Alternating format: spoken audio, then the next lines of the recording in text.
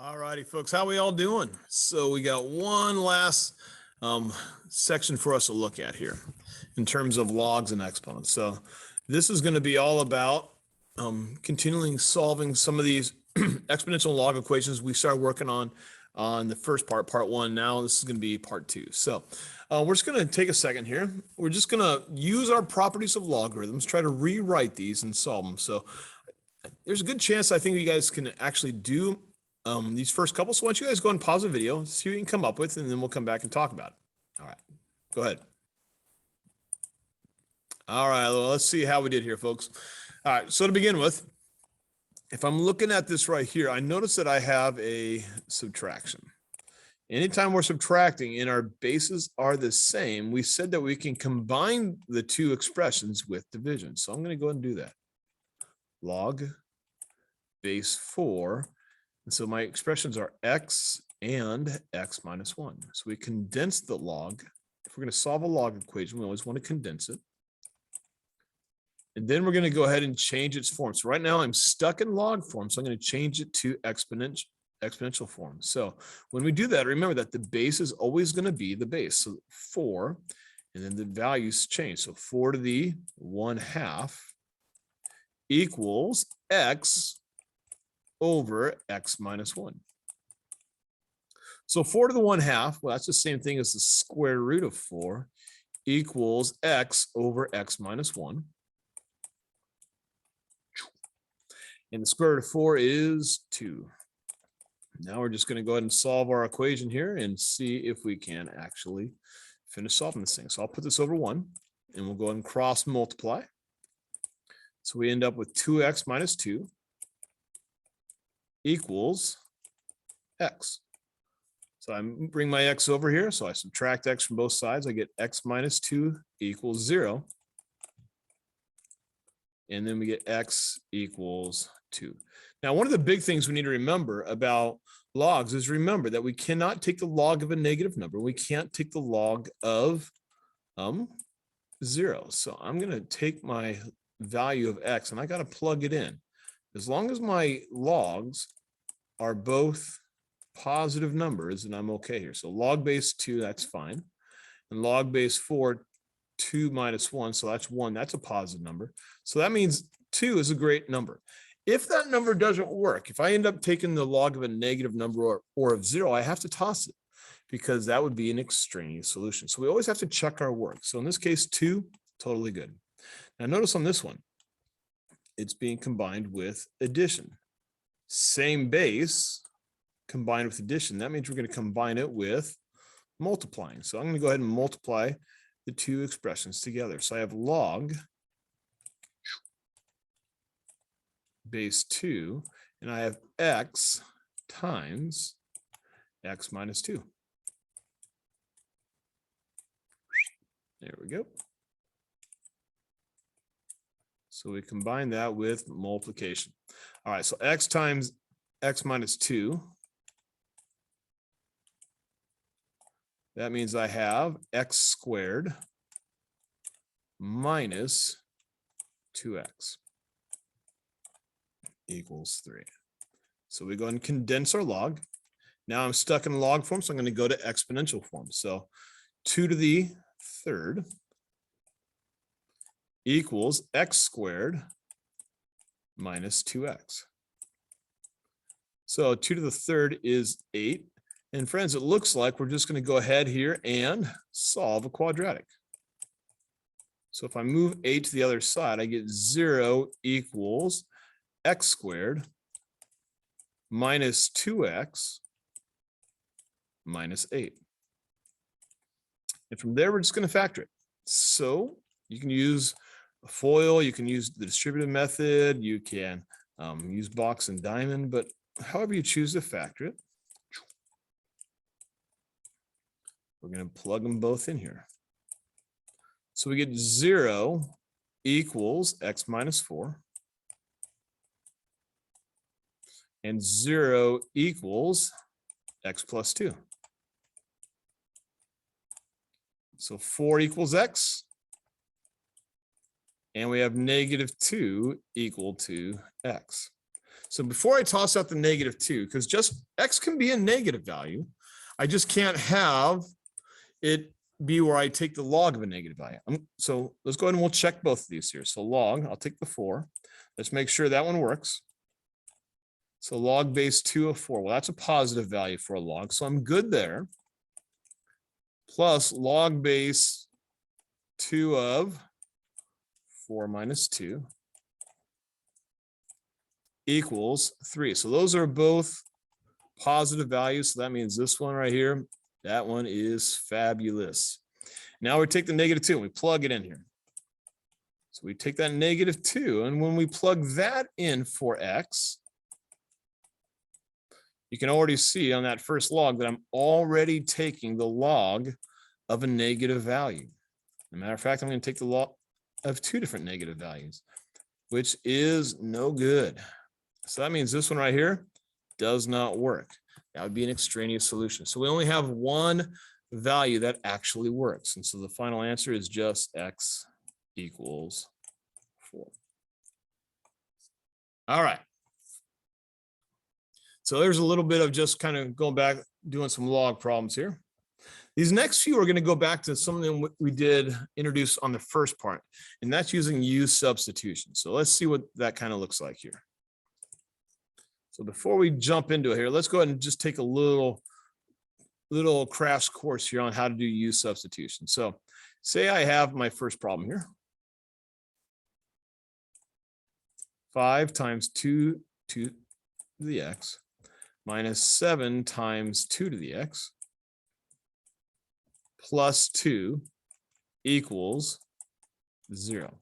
So if I'm dealing with exponential equations that are in quadratic form, I can do a U substitution by letting u be equal to the exponential expressions. In this case, it'd be 2 to the x. So anywhere I see a 2 to the x, I'm going to plug in u. So I have 5 u squared minus 7 u plus 2. And again, you can solve it using the box and diamond. You can solve it using distributive. You can solve it using FOIL. You can solve it any way you want to know that you know how to factor. But we're going to go ahead and factor this equation now. So when I factor it, I end up with 5u minus 2 and u minus 1. So I'm going to take each of these factors and I'm going to set them equal to 0. And then we have u minus 1 equals 0. So we have 5. So we have u equal to 2/5. And we have u's equal to 1. So we're going to, now we go back and we plug in our expression. So I have 2 to the x in for each of the u's. So 2 to the x equals 2 to the 5th equals 2 to the 5th. Oh, I lied. 1. And then we're stuck in exponential, so we're going to go to log. So the base of the exponent becomes the base of the log. So log base 2 of 2/5 equals x. Log, now I could actually solve this one exponentially, but we'll go ahead and do it as a log anyways. Log base 2 of 1 equals x. Anytime we're taking the log of 1, remember that that equals 0. And we could have solved it back up here because any number to the 0 power is 1. I want you guys to go and pause the video and see if you can solve these next two. All right, go ahead and make sure you use a U-substitution as you solve them. All righty, let's see how you guys did here. So first of all, here's my exponential part right here. So I'm going to let u be equal to e to the x.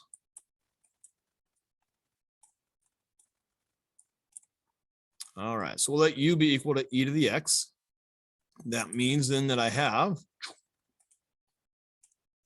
3u squared minus 13u plus 4 equals 0. So 3u, and we're going to factor this here. So again, you could have factored it in a number of different ways, but we end up with something like this. We set each factor equal to 0.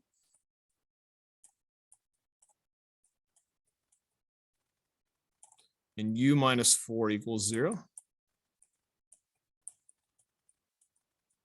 So that means u is 1/3. And u equals 4. Now we're going to go back and plug in our e to the x. So done with our u substitution.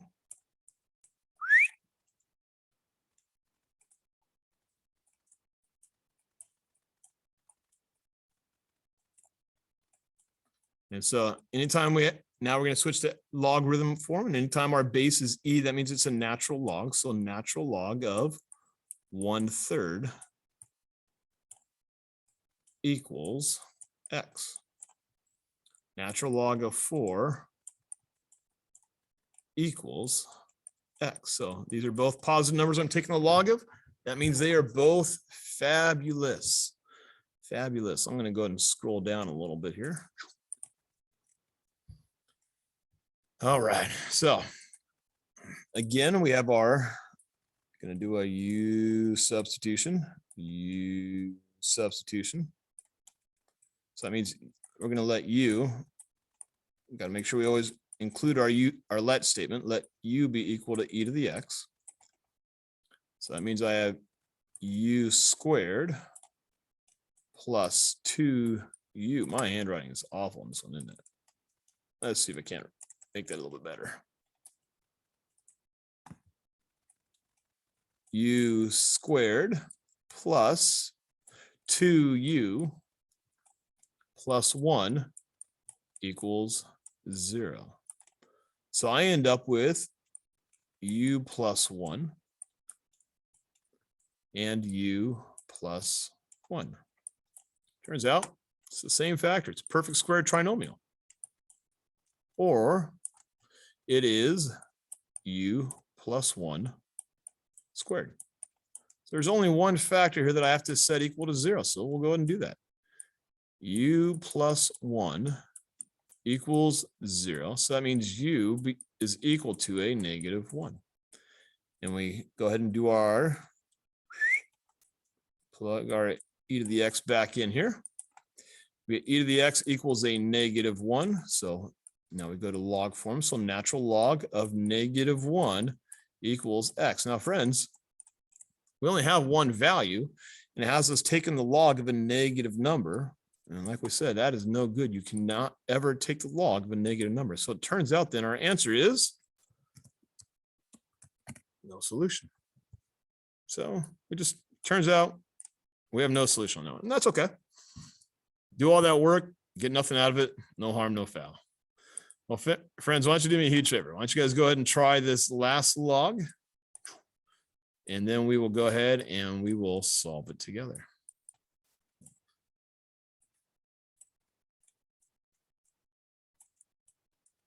While you guys are finishing up here, I'm just going to go ahead and rewrite it here.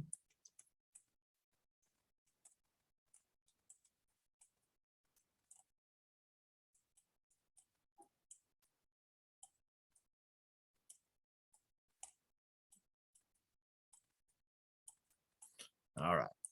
So I see a plus. So again, that means I'm going to combine it with multiplication. So log base 7, I have 2x times 10 equals log base 7 of 100. So 2x times 10, that would be 20x.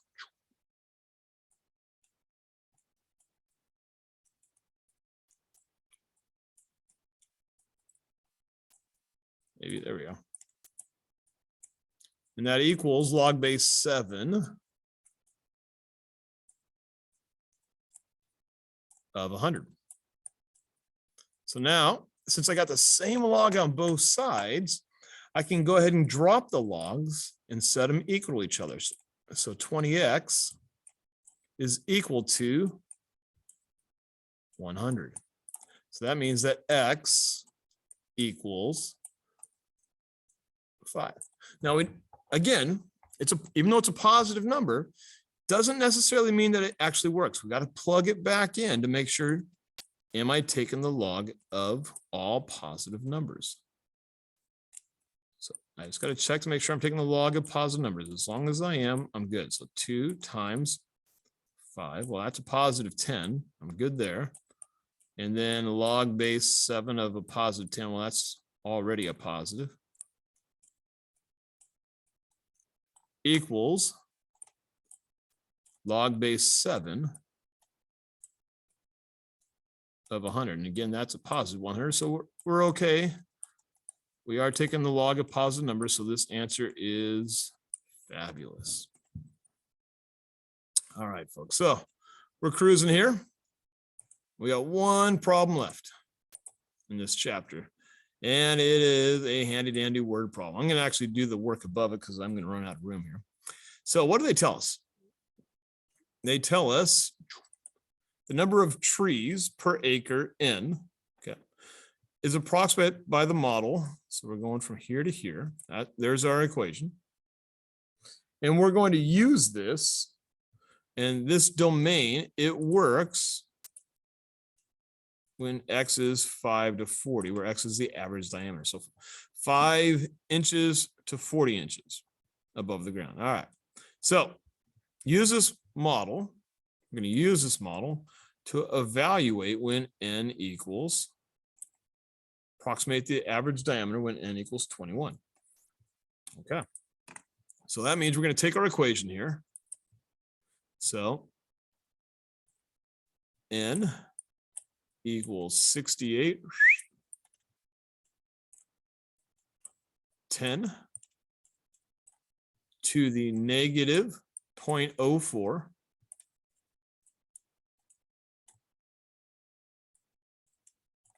x. So here's our equation. And in place of the n, we're going to plug in 21. And we're going to figure out what value for x between 5 and 40 will give us this appropriate answer. All right. So let's see if we can do this. Negative 0.04. I guess I don't really need that 0 in front of the decimal, but whatever. It was there in the equation, so I'll just keep it. So the first thing I'm going to do is I'm going to divide both sides by 68. So 21 divided by 68 equals 10 to the negative 0.04 x.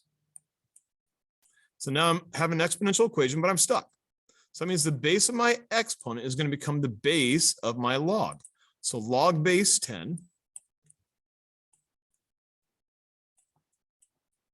of 2168 is equal to negative 0.04x. And log base 10 is the same thing as just log. So log 21 over 68 equals negative 0.04.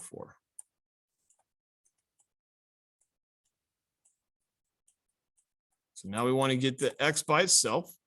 So we're going to divide both sides by negative 0.04.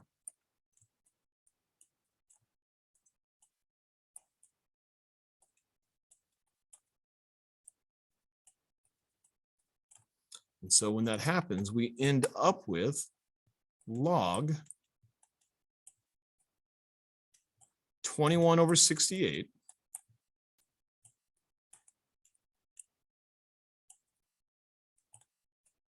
divided by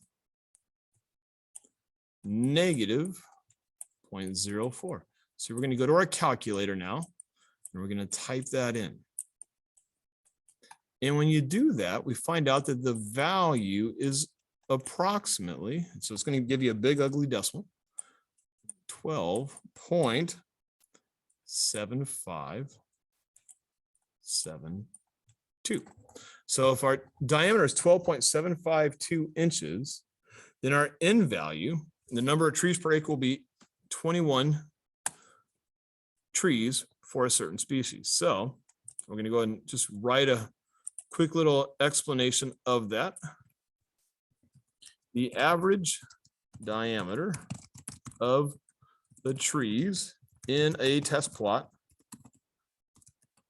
for which N equals 21 would be 12.757 inches. There we go. All right.